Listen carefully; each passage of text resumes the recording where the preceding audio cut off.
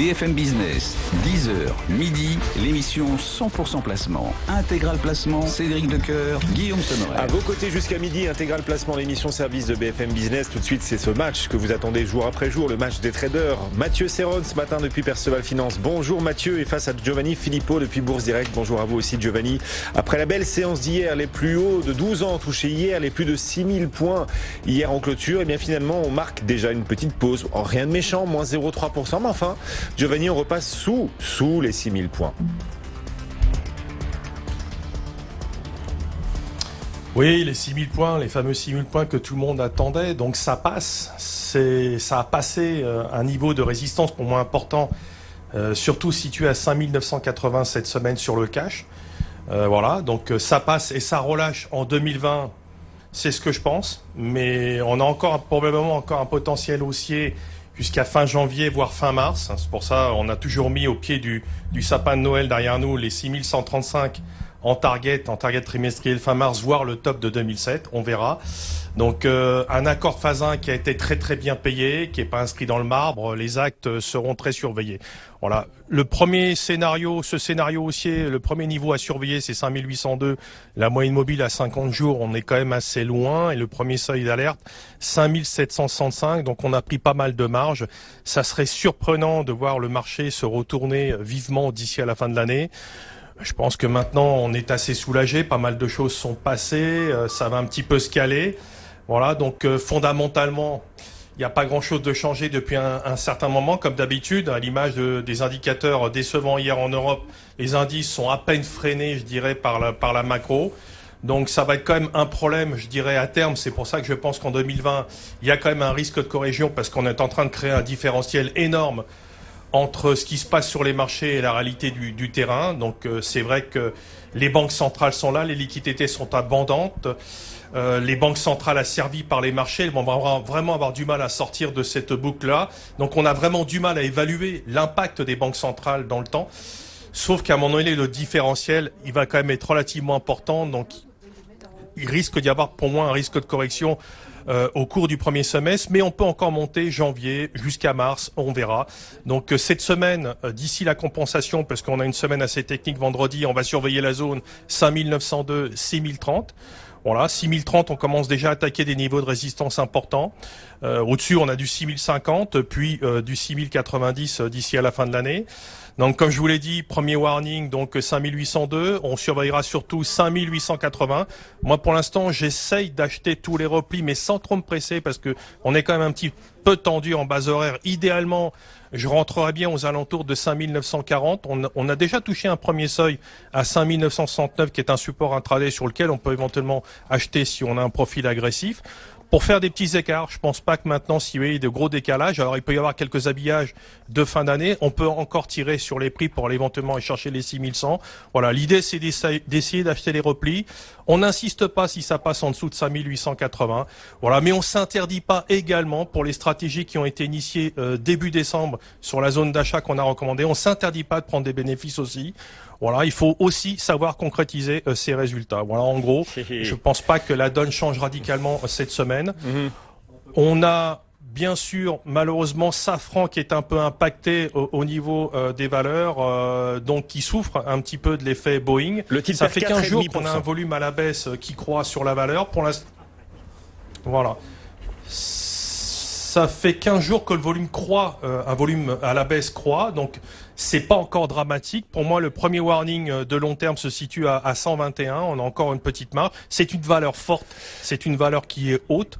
Pour l'instant, on n'a pas vraiment changé notre opinion dessus. Et de l'autre côté, oui, on a Accor qui va verser près d'1 milliard à ses actionnaires sous forme de royalty après sa cession, qui est très entouré, qui vient de sortir au-dessus d'un niveau de résistance et qui pourrait au moins retourner à son top historique de 2018, situé à 47,52. Donc il y a un peu d'intérêt. C'est pas un volume énorme, mais voilà, il y a des arbitrages qui sont toujours faits et ça peut au moins maintenir le marché dans l'état. Et on a également à souligner Total, qui est en train de sortir doucement mais sûrement à la hausse et qui pourrait aller chercher un objectif aux alentours des 54 euros. Bon, on a tout là. Mathieu, votre regard à vous sur l'indice, puisque Giovanni a un petit peu dérivé sur les valeurs, et c'était très intéressant. Merci Giovanni. Point très complet. Votre regard, Mathieu, sur le potentiel du CAC, moins 0,1 en ce moment, 5971 points. On est repassé sous les 6000, ce qui signifie que techniquement, d'après vous, les 6000, c'est juste un symbole, rien de plus. On n'ouvre pas, on n'a pas ouvert de nouveaux potentiels, de nouveaux couloirs techniques en les débordant hier. Oui, bien sûr, c'est un non-événement. Hein. Nous, on n'est pas les yeux rivés sur les 6000 points. Force est de constater que c'est haussier, donc on essaye d'acheter le mieux possible, mais c'est pas toujours évident à faire, à l'image d'hier, où la hausse a été très algorithmée, sans gros retracement, avec une petite accélération en fin de journée pour justement atteindre les 6000. Et ce matin, qu'est-ce que l'on a ? Rien. Vous voyez, on revient un petit peu en arrière, on revient sur les 5965-70. Donc Giovanni disait zone d'achat pour les profils agressifs. Je vais considérer alors que je suis un profil agressif, parce que j'ai déjà acheté un petit peu, mais dans l'idée de faire des écarts assez modestes. Vous voyez, il y a absolument aucune vitesse. De toute façon, dans toute cette phase de hausse-là, il n'y a eu aucune conviction. On l'a vu au niveau des volumes, même si c'est vrai que cette semaine, les volumes augmentent, puisque fin de semaine, c'est l'échéance, donc c'est une échéance trimestrielle, c'est important, et les pressions techniques sont importantes. Donc, moi non plus, je vois pas trop le marché baisser d'ici là, donc d'ici la fin de semaine. Après, il y a de quoi se poser des questions, parce que justement, une fois que ces pressions techniques-là auront disparu du fait de la disparition de contrats futurs, d'options et autres, pourquoi pas avoir à ce moment-là un petit retracement, en tout cas un petit peu plus important que ce qu'on a eu jusqu'à présent. Alors attention, je vise pas un retracement de non plus de 200 points, pas comme la dernière fois lorsqu'on était passé de 5009 à 5007, mais avoir un dégonflement qui pourrait nous ramener, pourquoi pas, dans la zone des 5910-15. Vous voyez, c'est pas bien loin non plus. Donc moi j'accompagne la hausse. Sinon, on peut également travailler en poudre synthétique, profitant d'une volatilité implicite qui est extrêmement faible. Vous voyez, avant de prendre l'antenne, là je regardais la vol sur les options janvier, on est autour de 9,5. Donc franchement, c'est pas cher du tout. Et dans l'esprit qu'à un moment donné, en 2020, on pourrait avoir un dégonflement, mais moi j'ai commencé à le jouer, ce petit pari-là, alors sans prendre trop de risques dans un premier temps, en montant une petite position, mais j'ai fait ce qu'on appelle un achat de put, donc loin en termes de strike, loin en termes d'échéance aussi, plutôt premier trimestre, voire milieu de l'année. Ça coûte pas bien cher, et ça, à un moment donné, on pourrait s'en servir pour faire des petits cartons. Donc en intraday, à court terme, il n'y a absolument aucun risque, il n'y a pas de warning. De toute façon, ce marché reste toujours drivé par rapport à des annonces, par rapport à des tweets, à des rumeurs, donc c'est très particulier et assez malsain, mais pas de faiblesse. On achète 65-70, c'est le premier support proche, 40-45, c'est le niveau en dessous. Et moi, dès que j'achète, je me fixe 20-25 points pour faire un écart. J'hésite pas à ressortir. Donc c'est dans cet esprit-là que je travaille. Et juste pour terminer, Giovanni parlait de Safran tout à l'heure, et il faut remarquer que c'est le plus gros volume, et de loin, de toutes les actions françaises. C'est 2 fois le volume d'LVMH, qui est la numéro 2 en termes de volume depuis l'ouverture ce matin. Et c'est en effet sans doute un signal, ce titre Safran, alors qui perd bien sûr 4%, 135,85 €. Cette baisse, elle est liée à l'annonce de Boeing. Boeing qui suspend sa production à partir de janvier de 737 MAX, son appareil phare, en raison, vous savez, des difficultés de ces 2 crashs qui avaient eu lieu il y a quelques mois. Donc suspension de la production. Il faut dire que Boeing en a en stock de très nombreux appareils 737 MAX. Et pour Safran, qui est l'un des principaux motoristes et équipementiers de cet appareil, c'est évidemment une mauvaise nouvelle. Ce titre abandonne aujourd'hui 4%, 136 €, lanterne rouge du marché. Vous êtes tous les deux prudents sur la suite pour Safran. Tout à l'heure, Guillaume Chalouin nous disait d'ailleurs qu'il était un peu trop tôt pour revenir sur Safran aujourd'hui, même si le titre perd 4%. Si on élargit un petit peu l'horizon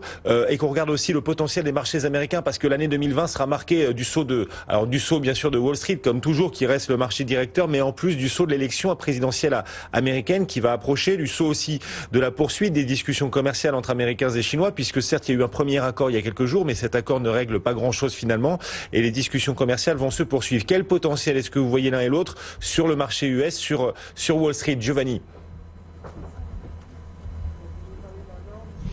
Faible pour moi, à moins que pour moi il y a 2 moteurs qui pourraient encore tirer significativement Wall Street à la hausse, au-delà de la Fed, bien entendu, qui agit tous les jours déjà sur les repos, mais qui de façon déguisée ou de façon directe, si je puis dire, c'est la baisse du dollar. La baisse du dollar. Est-ce qu'elle aura lieu enfin l'année prochaine? On a une première esquisse, on a des positions qui sont prises dans ce sens, qui ont été notées ces dernières semaines. Ça peut être un moteur, si vous voulez, éventuellement pour le marché américain, plus des taux US qui continuent de baisser. Pour l'instant, techniquement, c'est un peu compliqué. On sent qu'il y a, je dirais, un équilibre des forces en place. On peut avoir une sortie, comme je vous l'ai dit, de 50 points de base supérieurs à la hausse. Ça serait pas bon pour les marchés ou éventuellement le reste. Il faut voir quelle est vraiment l'intention de la Fed sur son programme en 2020. Pour l'instant, c'est plutôt le statu quo. Donc ça, c'est un peu les deux moteurs du marché US. Après, techniquement, si vous voulez, on est sur des horizons, c'est même plus des horizons. On est parti un petit peu dans la galaxie. Le S&P 500 a dépassé deux objectifs significatifs qui étaient déjà un peu irréalistes pour moi, 3145 et 3180. Au-dessus, c'est 3250. Donc pour l'instant, ça tient, mais je suis relativement prudent. C'est très vertical sur le marché américain, donc plutôt achat sur repli. Ou en tout cas, il faut que l'achat soit motivé par quelque chose. Et comme vous l'avez souligné, pour l'instant, sur le front commercial, rien n'est inscrit dans le marbre. Les actes vont être très surveillés et donc les tensions peuvent revenir très très vite. Pour l'instant, je trouve que le potentiel est assez limité en ce qui me concerne. Votre regard à vous sur le potentiel du marché américain, Mathieu, depuis Perceval? Je suis pas très optimiste non plus. Comme je disais tout à l'heure sur le CAC, je pense qu'à un moment donné, on va avoir un trou d'air l'année prochaine. Quand, j'en sais rien. Partant de combien, j'en sais rien. Donc c'est un peu de même sur les marchés américains. Et là, ce qui est important, vous voyez, plutôt que se fixer des objectifs où on se serait tous trompés, quels que soient les indices, là où ça a été tellement violente. Et c'est d'ailleurs ce qui pose problème à beaucoup de gérants qui sont sous-investis dans cette phase-là. Et il n'y a pas de retracement significatif pour permettre de reprendre des positions. Vous voyez, souvent on entend, je prends des bénéfices. Vous voyez, dans la phase de hausse, on l'a entendu plein de fois cette phrase-là. Et le problème, c'est où reprendre. Alors c'est vrai que ces derniers temps, on a eu des retracements. Sur les marchés américains, moi je vais plutôt me concentrer sur des niveaux un petit peu d'alerte. Vous voyez, on va avoir une petite zone pivot très proche sur le SP500 autour de 3000, 3050, considérant qu'allez, mais c'est hyper agressif au vu de ce qui s'est passé, au vu de la hausse. Mais 3000, 3050, on pourrait déjà faire une petite articulation par rapport à cette zone-là, considérant que si on est en dessous, on déclencherait une petite alerte, un petit warning, et ça serait peut-être là le moment où il faudrait peut-être sortir des marchés, acheter éventuellement des options de vente, donc des puts pour jouer la baisse. Mais les objectifs, ça sert à rien de s'en fixer. Il faut vraiment attendre les signaux de vente dans ces situations-là, comme sur le CAC, comme sur le DAX. Vous voyez, sur tous les indices, laissons-nous porter. On achète sur des replis. Si on n'est pas à l'aise, on s'appuie sur les options et attendons des signaux de baisse davantage marqués. Merci à tous les deux, nos deux traders fidèles au poste, comme tous les matins, Giovanni Filippo depuis Bourse Direct et Mathieu Serron qui nous accompagnait depuis Perceval. Dans l'actualité, la Banque de France